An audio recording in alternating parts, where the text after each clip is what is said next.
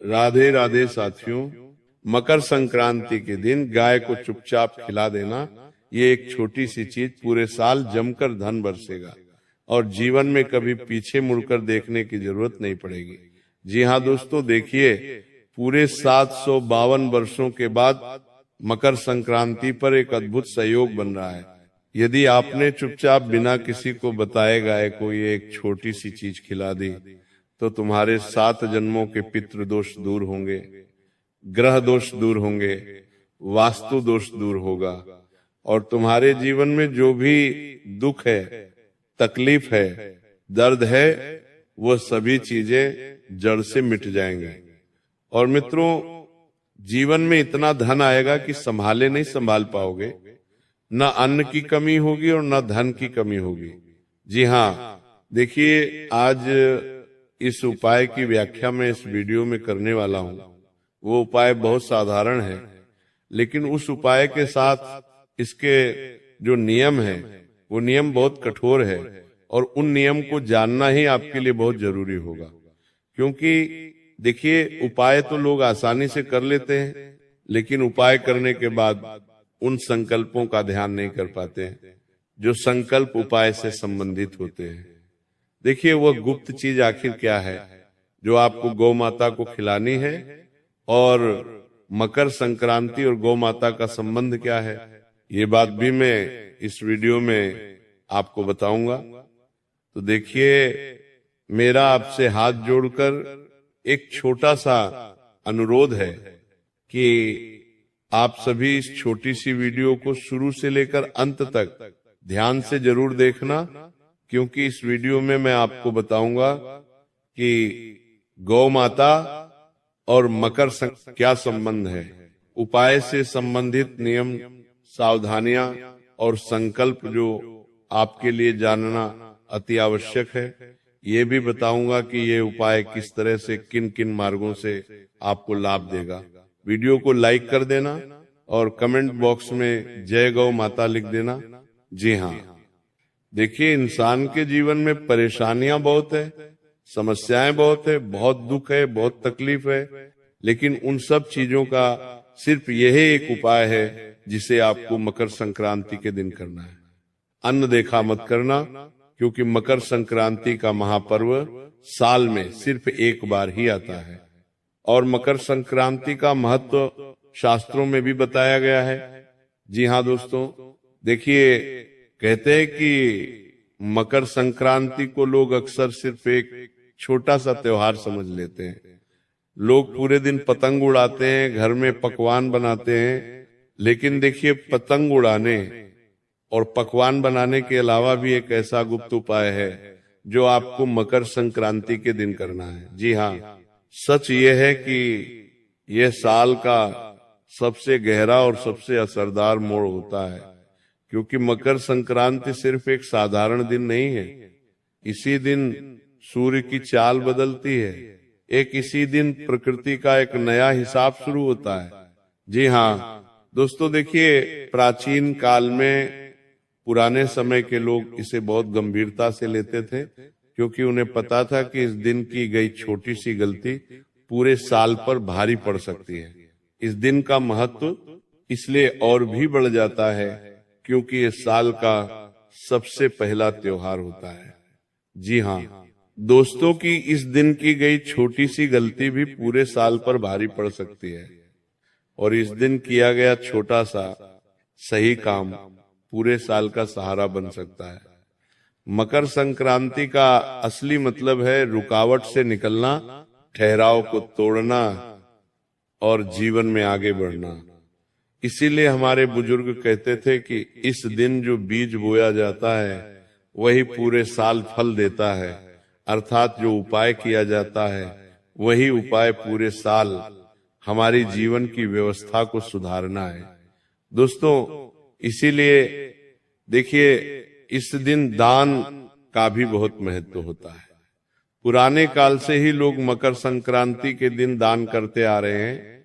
इस दिन अन्न दान, संयम और व्यवहार पर बहुत ध्यान दिया जाता है, क्योंकि धन केवल पेशे से नहीं बनता है, धन बनता है सोच से, कर्म से और समय की समझ से। जी हाँ दोस्तों, आपने देखा होगा कि बहुत लोग साल भर तक मेहनत करते हैं, खून पसीना बहाते हैं, लेकिन फिर भी पैसा नहीं टिकता है। अन्न होते हुए भी घर में कमी की भावना बनी रहती है, और धन बनता है सोच से, कर्म से। जी हाँ दोस्तों, देखिए बार बार खर्च अचानक आ जाता है, और खर्च आता है, पैसा रुकता नहीं है, और इसके पीछे कारण अक्सर वही अदृश्य रुकावटें होती हैं जिनका समाधान हमारे शास्त्रों और परंपराओं में छुपा हुआ है। देखिए, मकर संक्रांति पर तिल और गुड़ इसलिए खाए जाते हैं क्योंकि तिल त्याग का प्रतीक है और गुड़ मिठास का, यानी जीवन में कड़वाहट को छोड़कर मिठास अपनाने का संकेत है। इस दिन दान इसलिए कहा गया है क्योंकि जब सूर्य दिशा बदलता है तब अहंकार छोड़ना सबसे जरूरी होता है। पुराने समय में लोग इस दिन ज्यादा बोलते नहीं थे, झगड़ा नहीं करते थे, और किसी भूखे को देखकर अनदेखा नहीं करते थे। जी हाँ दोस्तों, क्योंकि माना जाता था कि इस दिन की गई उपेक्षा सीधे भाग्य में दर्ज हो जाती है। इस दिन किए गए कर्म सीधे भाग्य की किस्मत की दिशा को बदल देते हैं। जी हाँ दोस्तों, इसलिए कहा गया है कि मकर संक्रांति का पर्व साधारण नहीं माना गया है। अब यहाँ एक बहुत गहरी बात आती है जिसे बहुत कम लोग समझते हैं। मकर संक्रांति पर प्रकृति सुनती है, लेकिन शोर नहीं सुनती, दिखावा नहीं देखती। मकर संक्रांति का पर्व है सिर्फ भावना और मौन को, किए गए कर्मों को ही पहचानना, यानी कि जो गुप्त उपाय और जो गुप्त कार्य अगर हम मौन रहकर करेंगे, सबसे छुपा कर करेंगे, तभी उसका फल हमें प्राप्त होगा। दोस्तों, इसीलिए जो लोग इस दिन कैमरा लगाकर लोगों को दिखाकर दान करते हैं, उन्हें संतोष तो मिलता है लेकिन स्थायी फल नहीं। क्योंकि देखिए, आज के समय में लोगों ने दान पुण्य को भी एक ट्रेंडिंग टॉपिक बना दिया है। गौशाला में लोग जा रहे हैं तो वहां पर फोन निकाल कर खड़े हो जाते हैं, गाय माता को चारा खिलाते हैं, किसी अन्न और धन का किसी गरीब को दान कर रहे तो उनके साथ फोटो खिंचवाते हैं, वीडियो बनाने लग जाते हैं, लोगों को दिखावा करते हैं। लेकिन शास्त्रों में बताया गया है कि दो चीजें हमें हमेशा लोगों से छुपा कर करना चाहिए। पहला दान और दूसरा पूजा पाठ और ध्यान। क्योंकि ये दो चीज जितनी छुपी हुई रहेंगी उतना फल आपको मिलेगा। जल्दी ही तो देखिए कि अब धीरे धीरे मैं आपको उस दिशा में ले जा रहा हूं जहां असली रहस्य छुपा है। लेकिन उससे पहले यह समझना जरूरी है कि गाय को हमारे शास्त्रों में इतना ऊंचा स्थान क्यों दिया गया है। जी हाँ दोस्तों, क्योंकि देखिए, ये उपाय सिर्फ गौ माता पर ही निर्भर करेगा और उस इंसान पर निर्भर करेगा जो इंसान ये उपाय कर रहा है। तो आज ये उपाय किस तरह से अपनी दिव्य शक्ति तुम्हें दिखाएगा, ये उपाय किस तरह से तुम्हारे जीवन से अंधकार को मिटाएगा, ये उपाय किस तरह से तुम्हारे जीवन में खुशियों की रोशनी लेकर आएगा। हर एक बात समझ लेना, हर एक बात अच्छे से सुन लेना, क्योंकि अगर तुमने अनसुना किया या तुम कोई बात भूल गए तो ये उपाय अपना नकारात्मक असर भी दिखा सकता है। यानी कि तुम तो सोचोगे कि यार, मैंने तो जीवन में अपना अच्छा, अपना भला करने के लिए उपाय किया था, लेकिन मेरे साथ बुरा क्यों हो गया। इसके पीछे का कारण यही होगा कि तुमने एक एक बात को अच्छे से नहीं समझा होगा या एक एक बात को अच्छे से नहीं सुना होगा। देखिए दोस्तों, मैं आपको बताता हूं कि गाय को हमारे शास्त्र में इतना ऊंचा स्थान क्यों दिया गया है। कि गाय तो सिर्फ एक प्राणी है, गाय तो सिर्फ एक पशु है तो नहीं। देखिए, गौ माता तुम्हारे पूरे जीवन से संबंध रखती है। गौ माता के अंदर ही तुम्हारे जीवन के ना जाने कितने रहस्य छुपे हुए हैं। जब किसी व्यक्ति की मृत्यु हो जाती है तो हम क्यों उसके नाम का गौ माता को चारा डालते हैं। क्या तुमने कभी सोचा है, जब जीवन में दुख आता है, तकलीफ आती है और बीमारी आती है, तो हम क्यों गौ माता को याद करके गौ माता को भोजन खिलाते हैं। देखिए, गौ माता कोई साधारण पशु नहीं है। जी हाँ दोस्तों, गाय को माता इसलिए नहीं कहा गया कि वो सिर्फ दूध देती है, बल्कि इसलिए कि वो बिना मांगे देती है, बिना शिकायत के सहती है और बदले में कुछ नहीं चाहती। तो यही प्रकृति का स्वभाव है। देखिए, जिस घर में गाय का सम्मान होता है वहां केवल धन नहीं बल्कि स्थिरता आती है, और स्थिरता के बीच दोस्तों धन टिकता है। जी हाँ, लेकिन ध्यान रखिए, यहां मैं किसी को दिखाने वाला उपाय नहीं बता रहा, ना ही कोई ऐसा काम जो बाजार में बिकता हो, क्योंकि मैं गारंटी के साथ कहता हूं कि पूरे YouTube पर आपको आज से पहले इस उपाय के बारे में किसी ने नहीं बताया होगा ना, किसी कथावाचक ने बताया होगा, ना किसी गुरुजन ने बताया होगा, ना किसी विशेष पंडित या ज्ञानी ने बताया होगा, क्योंकि ये उपाय इतना गुप्त है कि इस उपाय का उल्लेख किसी भी शास्त्र में नहीं मिलता है। जी हाँ दोस्तों, ये उपाय सिर्फ किया जाता है सच्चे मन से, सच्चे दिल से, पवित्र कर्म से। जी हाँ दोस्तों, देखिए कि जो उपाय मैं बता रहा हूं वो उपाय हमेशा चुपचाप किया जाता है, और अब तक जो मैं बता रहा था वो भूमिका थी, क्योंकि अगर आप सीधे उपाय पर आ जाते तो उसका असर आधार रह जाता। अब ध्यान से सुनिए, क्योंकि यहां से बात गुप्त हो जाती है और यहीं से इस उपाय का असली महत्व और इस उपाय की असली प्रक्रिया शुरू होती है। जी हाँ दोस्तों, बता देता हूं कि सबसे पहले तो मकर संक्रांति का जो दिन है उस दिन आप सुबह ब्रह्म मुहूर्त में उठिए। देखिए, आप चाहे पूरे साल 9:00 बजे उठते हो, 10:00 बजे उठते हो, 11:00 बजे उठते हो, जितनी भी बजे उठते हो उठ जाना, लेकिन मकर संक्रांति के दिन तुम्हें ब्रह्म मुहूर्त में उठना है। और मैं ये नहीं कह रहा हूं कि ब्रह्म मुहूर्त में उठते ही ठंडे पानी से नहा लो, नहीं, ध्यान से सुनिए जो बात मैं आपको बता रहा हूं कि मकर संक्रांति के दिन सुबह ब्रह्म मुहूर्त में उठकर स्नान कीजिए। स्नान करने के बाद आपको सबसे पहले इस चीज का ध्यान रखना है कि जितना ज्यादा हो सके मौन रहने की कोशिश करें, किसी से ज्यादा बातचीत ना करें, किसी से ज्यादा आप अपने भावना रखें, सिर्फ अपने मन में आप भगवान का स्मरण करें और भगवान का नाम लेते रहें या नाम जप करते रहें। देखिए, उठने के बाद मोबाइल भी नहीं देखना है और मन को शांत रखकर ये भावना रखें कि आज मैं कुछ ठीक करने जा रहा हूं, मांगने नहीं, क्योंकि इस उपाय का मूल उद्देश्य यही है कि ये तुम्हारे जीवन को एक नई दिशा की ओर लेकर जाएगा। जो चीजें तुम्हारे जीवन में बिगड़ी हुई है उन चीजों को ये उपाय सुधारेगा। जी हाँ दोस्तों, देखिए, मन में आपको यही भावना रखनी है कि आज मैं कुछ ठीक करने जा रहा हूं, मांगने नहीं जा रहा हूं।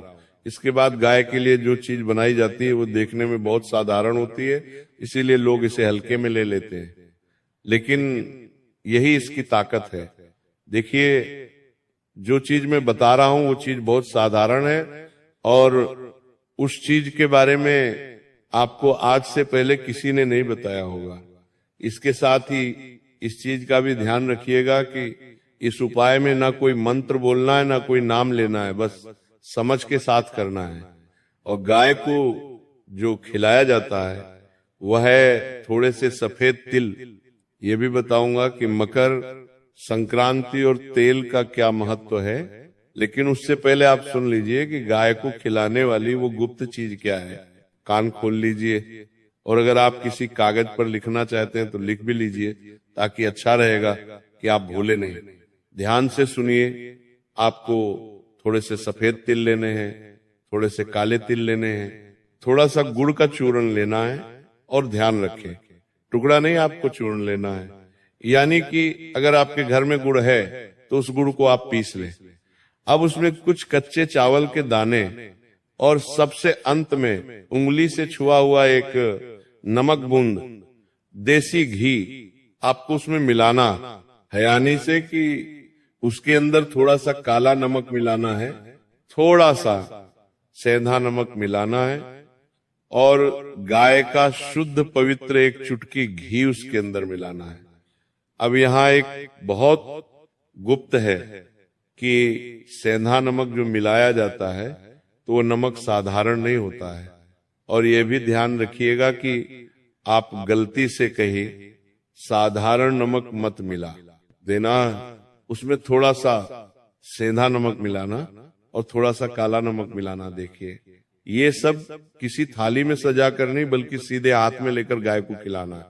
अगर आप अपनी हथेली में रखकर गाय को खिलाओगे और गाय ने अपनी जीभ से तुम्हारी हथेली को स्पर्श कर लिया, आपकी बात करने तुम्हारी बनानी नहीं तलवार में हथेली करना, तो समझ जाना कि साक्षात माता ने तुम्हारे सारे कष्टों को अपने अंदर समाहित कर लिया है। क्योंकि देखिए, आपको मैं बता देता हूं कि ये सब चीजें अगर आप थाली में रखकर गौ माता को अर्पित करेंगे तो उतना जल्दी असर नहीं होगा। सीधे हाथ में लेकर गाय को खिलाना है। उसके बाद ध्यान रहे, ये उपाय आप कर ले तो किसी को बताना नहीं है, ना किसी को दिखाना है। और सबसे जरूरी बात, खिलाते समय कोई इच्छा नहीं बोलनी है, बिल्कुल खाली मन रखना है, शांत मन रखना है मन में किसी के प्रति, ना तो नकारात्मक भाव उत्पन्न हो, ना किसी के प्रति हम गलत सोचे, ना किसी के प्रति अच्छा सोचे। खाली मन रखना है, कोई भी आपको अपनी इच्छाएं नहीं बोलनी है। जी हाँ, बस मन में ये भावना रखना है कि जो होगा सही होगा, और जो आप माता मेरे लिए करेगी उसी में मेरी खुशी होगी, इतना बोलना है। और बता देता हूं कि अगर इसे गाय थोड़ा सा भी खा लेती है, अर्पित कर लेती है, तो समझ लीजिएगा कि संकेत मिल गया है। इसके बाद पूरे साल एक नियम अपने आप लग जाता है, आप अन्न का अपमान नहीं करेंगे। इस उपाय को करने के बाद 3 से 4 नियम है जो मैं बता रहा हूं। अन्न का अपमान नहीं करेंगे, क्योंकि अन्न किससे संबंध रखता है? मां अन्नपूर्णा से। अन्न का अपमान करोगे तो आप सीधा मां अन्नपूर्णा का अपमान करोगे। दूसरी चीजें दोस्तों की खाने को व्यर्थ नहीं फेंकेंगे, और महीने में कम से कम एक बार किसी जानवर या किसी पक्षी के लिए चुपचाप आप कुछ खाने का रख देंगे बिना किसी को बताए। देखिए, इतना तो आप कर ही सकते हैं। हर इंसान रोज दान पुण्य तो करता ही है। तो मैं आपको कह रहा हूं कि भले आप रोज मत करना, लेकिन हर महीने आप पशु या पक्षी के लिए कुछ खाने का जरूर रख देना। क्योंकि आपको ध्यान रखना चाहिए कि कुछ भी उपाय अगर हम करते हैं तो वह उपाय तभी फल देगा जब हम उस उपाय में अपना थोड़ा सा मन, थोड़ा सा तन और थोड़ा सा धन समर्पण करेंगे। तो जी हाँ दोस्तों, बता देता हूं कि यही इस उपाय की पूरी श्रृंखला है। ये कोई चमत्कार नहीं बल्कि संतुलन है। और जब संतुलन बनता है तो अन्न और धन अपने आप रास्ता ढूंढ लेते हैं। तो यही कारण है कि पुराने लोग बिना ज्यादा कमाई भी कभी खाली नहीं रहते थे। मकर संक्रांति का यही असली रहस्य है। कम बोलो, सही करो और समय पर करो। जो इस बात को समझ गया उसके घर में कमी शब्द धीरे धीरे खुद ही निकल जाता है। जी हाँ दोस्तों, देखिए, मकर संक्रांति के दिन अगर आप इस उपाय को करेंगे तो ये उपाय आपको बहुत जल्दी लाभ देगा, और उस लाभ की सीमा भी ये उपाय तय करेगा कि कितनी मात्रा में देना है और कैसे देना है। इसके बाद देखिए, मैं आपको बताता हूं कि ये उपाय किस तरह अपना असर दिखाएगा। देखिए दोस्तों, मैं ये नहीं कह रहा हूं कि इस उपाय को करने के बाद तुम रातों रात करोड़पति बन जाओगे, अरबपति बन जाओगे, तुम्हारी लॉटरी लग जाएगी। नहीं, देखिए, ये उपाय रातों रात करोड़पति बनने का नहीं है, बल्कि इसका असर वहां दिखता है जहां असली परेशानी होती है। पैसा आते हुए भी रुकता नहीं है, बेवजह खर्च निकल जाता है, मेहनत के हिसाब से फल नहीं मिलता है। यानी कि जितनी भाग दौड़ हम जीवन में करते हैं, जितनी मेहनत करते हैं, जितना पसीना बहाते हैं, उसके अनुसार हमें फल नहीं मिलता है। तो इस उपाय के बाद से सबसे पहले यही महसूस होता है कि पैसे का बहाव सुधारने लगता है, खर्च सोच समझकर होने लगता है और अचानक होने वाले नुकसान कम होते हैं और धीरे धीरे बचत बनने लगती है। यानी धन आता भी है और धन आपके जीवन में टिकने भी लगता है। साथ ही दोस्तों देखिए कि अगर मैं बात करूं कि इस उपाय से आपके घर परिवार में क्या असर होगा, तो देखिए घर और परिवार के मामले में इसका बहुत गहरा असर होता है, क्योंकि धन की कमी पहले मन में अशांति आती लाती है और इस उपाय के बाद घर का माहौल धीरे धीरे शांत होने लगता है। बेवजह के झगड़े कम होते हैं, घर में बैठने का मन करने लगता है और एक दूसरे की बात सुनने की क्षमता बढ़ती है। कई लोगों को यह भी अनुभव होता है कि घर में अन्न की बरकत बढ़ जाती है और थोड़े काम में चलन होता है और भोजन की कद्र अपने आप होने लगती है। यानी कि देखिए अक्सर कई घरों में ऐसा होता है कि परिवार एक साथ बैठकर भोजन खाने में असमर्थ रहता है।